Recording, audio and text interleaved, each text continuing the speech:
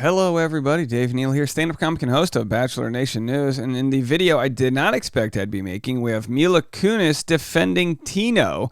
Of course, we know Mila and Ashton Kutcher, probably the biggest celebrities that admit at least to watching The Bachelor, Bachelorette, Bachelor in Paradise franchise. We'll get into this. Follow me on Instagram at DNeals. I'm on Patreon, patreon.com/Dave Neal for all the behind-the-scenes wedding week content. You guys know we're out there doing our nuptials, the chicken dance, maybe the cha slide. Who knows? We'll have to see if we have enough time. So I'm going to play Mila Kunis discussing this on the Jess Cagle podcast with Julia Cunningham, which, by the way, I have no idea who these people are. I'm sure they're just fantastic human beings, but they discussed The Bachelor. And first, here's Ashton from 5 years ago on Good Morning America explaining their true love for the show. Speaking of your wife, you guys are mad Bachelorette fans? Oh, man. Oh, no. Oh, man. Yeah, welcome to the club, Ashton. Happy Paradise is back. I'm telling you, I was worried. I was concerned. This is like our greatest guilty pleasure of all time. Like, we sit down, Monday night is like religion in our house. Ashton, come on the show. Let's go. Let's chat about it. Because I was here and she's there, and so we're saving it. Oh, that's nice. Because this is our thing. I mean, it's unbelievable, this show. It's like the greatest social experiment of all time. They're like, we've done some crazy things, but these idiots are doing it for free? It's the one-on-one date, and then she does the voice of the girl, and I do the voice of the guy. That's a show. That's a show. It's literally like, I'm like, are you going to eat the chicken? No. Are you going to eat the chicken? No. You ever notice they never eat on that show? Yeah. They don't eat on the show because they couldn't manipulate the edit. It's great. You know what I mean? Like they manipulate the edit. That's what we all know that, right? That's why they don't eat, because they'll move things around, and if the food has been finished, then they don't have the continuity. I love your excitement for that, man. Your excitement for that is the same excitement people should have for season 3 of The Ranch, which is all right. Of course, there it is. The old morning television at its finest. I'm sure he doesn't want to be there any more than I want to listen to it. But of course, we know Ashton and Mila. They, by the way, she's one of my favorite actors. Great story, by the way, if you don't know Mila. You know, she lied about her age to get cast on that 70s show. It's like, do what you got to do to get into this industry. And there they are with Rachel Lindsay. They were guest, I don't know what you call them, judges, officiants at the Bachelor group date there. Okay, so here's Mila Kunis, and what she had to say regarding Tino Franco. Welcome to the Jess. And that's not where I wanted to play it. All right, let's try this again. Come on, it's my vacation. Well, I say vacation week. Is it much of a vacation? No, we're getting married, folks. That's what I'm doing out there. And in the meantime, you're going to enjoy this content. All right, let's go to the 19-minute, 30-second mark. Give me a second here, folks. Live TV. Here we go. Bachelor Nation, yeah. Sure, yeah, and That's. I'm curious if you guys have maintained. It's hard when you have keeping up with the amount of episodes, everything. Let me just answer a question. We've maintained. What would you like to talk about? Thank God. Well, I want to know, what is your reaction to Tino and Rachel? What's going on? Give us your rundown.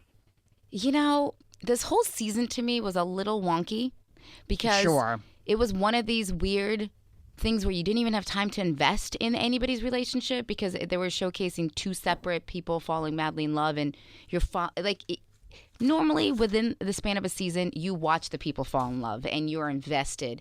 And here, you never even got to watch them fall in love. It kind of just happened.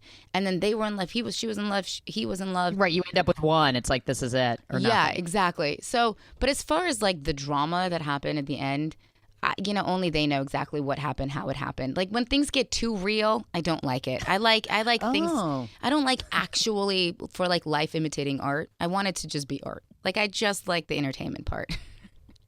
I will say Julia was beside herself when Tina with that whole cheating thing. Yeah, but here's my thing. Let me just ask you, Julia, because and this is just for conversation, so I don't want to be canceled. Here's my if your husband was like, look, I'm taking this wedding band off and we are done. If that happened, and that's how you interpreted it, whether or not that was his intent, but you interpreted it as we're done. I'm taking my ring off. You'd be like, all right, I'm bouncing. All right, so I love a good conditional statement. She said if, and we're not saying this happened, if Rachel took off her engagement ring and said, we're done, then of course the contract of the relationship is over. He can go kiss and bump Harrisons and pump Palmers and slide, dig into the old, Wells Adams, whatever you want to do. That's not the case as far as we know. As far as we know, he admits that the relationship that she never took the ring off. And of course, just by it's not some powerful thing where you take the ring off and then all of a sudden you can go bang the neighbor. No, it doesn't work that way. That would come with a social contract. We are no longer together versus I'm taking the ring off because, I'm bloated because I ate, too much rice for dinner or whatever. We all know that happened. That's the one thing I'm not looking forward to is when I get my wedding ring this week, is that now I'm going to have this like sort of barometer, this lap band around my ring finger that's going to tell me when I've had too much food. You know what I mean? Like we went up to the Magic Castle last night as I'm recording this and got Taco Bell at 2 a.m. And I woke up. You can't get Taco Bell in your 30s and expect to not pay the price the next day. They're like, do you want fire sauce? And I'm like, there's going to be some enfuego happening regardless of if I get the fire sauce. Either way. All right. So she has this conditional statement. She said, don't cancel me. So it's so funny that even Mila Kunis, is it Mila or Mila? Either way, she just call in, Ashton. Let us know. It's so funny that even she's aware that the wrong take could get her in scrutiny. Luckily for her, nobody watches the Jess Cagle podcast with Julia Cunningham. But a good get, right? Like you'd be scot-free. It's hard to tell because I think everything is so pressurized. And it's such a funny world that they're in and a bubble that they're in. Right. I'm not justifying what he did. No, totally. I get what you're saying, but I also thought, the moment he was like, well, when I was journaling and opened to like page 1 that was of a so brand new cheesy notebook, and I was like, oh, really? You were journaling about your experience? I know. And just sort of this, well, it was just odd because Tino seemed like the most confident, insecure person I've ever seen. I was like, are you an actor? Like, what's going on? Now, if I were Tino, and I did kiss someone, and it was while we were on a quote-unquote break, I wouldn't admit to cheating. That's the C word. That's a tough one, right? So that's why my guess is that both sides have agreed that he did cheat. Both sides agreed he did cheat. And while there's no defending that if that were the case, there would be if we did have a full transparency in what happened, sort of different levels of cheating. Was it premeditated? Was it ongoing? Or was he in some sort of wild fight and he's got an alcohol problem? There would be different levels. And again, it doesn't make one right versus the other. But if you were somebody like Rachel, where you could say, you know what, I said horrible. I'm not saying this happened, but if they got in a fight where Rachel said horrible things, like unearthed, deep-seated drama, stabbed him, twisted the knife, all these things, and then later she goes, look, I know you did cheat. That is established. And what I said to you in that dark time was so horrible. I'd love to start over. There would be different levels, but some people, and again, I think the Dear Shandy podcast got criticized because they said, she's Charlene's from Canada. She said that Americans have a stricter boundary when it comes to cheating versus some other cultures. I'm not sure. Either way, only they know what boundaries they set, and it was enough for them to break up. So clearly, those were violated. Welcome. Oh, I just lost it. Are you kidding me? I just hit the wrong button. Let's see if we can get it here. Welcome. This is why this is just trash here. I don't have the time or energy to go back and find out where we left off. Yes, which is why I was like, bad actions on his behalf. Like, bad really actions. Stupid, dude. Don't go super extreme night 1, right? But also maybe just bad communication skills amongst everybody. It is just one of those. Absolutely. But again, that's like when it gets too sad to me. Like I like fun, obnoxiousness with shirtless men and women running around being ridiculous. Well, Paradise has started, which is thank my God. favorite. Yeah. I love it because there's no stakes. Exactly. It's just like let them just find love. Lots of marriages through Paradise. I know. And like 7 babies. Yeah. So it is. And 1 Mexican commitment ceremony. So it is, it's successful. Mila, I'm sure everybody has asked you this, but how is Ashton doing with the recovery? That was for those of us who don't even know him, but saw that happen. It was so scary. Long. Oh, yes and no. You know what I mean? No, you mean from his vasculitis? Yes. That was 3 years ago.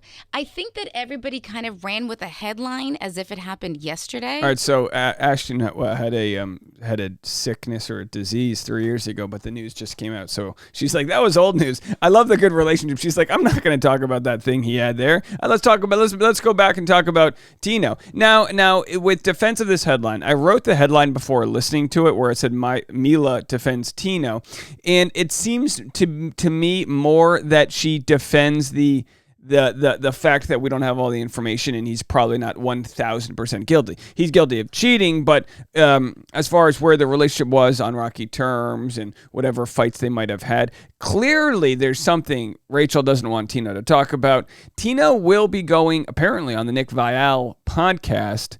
I know he said he's going to take some time off, but let me tell you something. After Nick got scooped by Caitlin Bristow with the Clayton and Susie podcast, I wouldn't be surprised if Nick offers, and I'm not saying he will do this, but I wouldn't be surprised if he did offer Tino money to be like, hey, here's a couple grand for your therapy bills. Come on my channel and let's have a talk, because it probably would be his most listened to episode this year.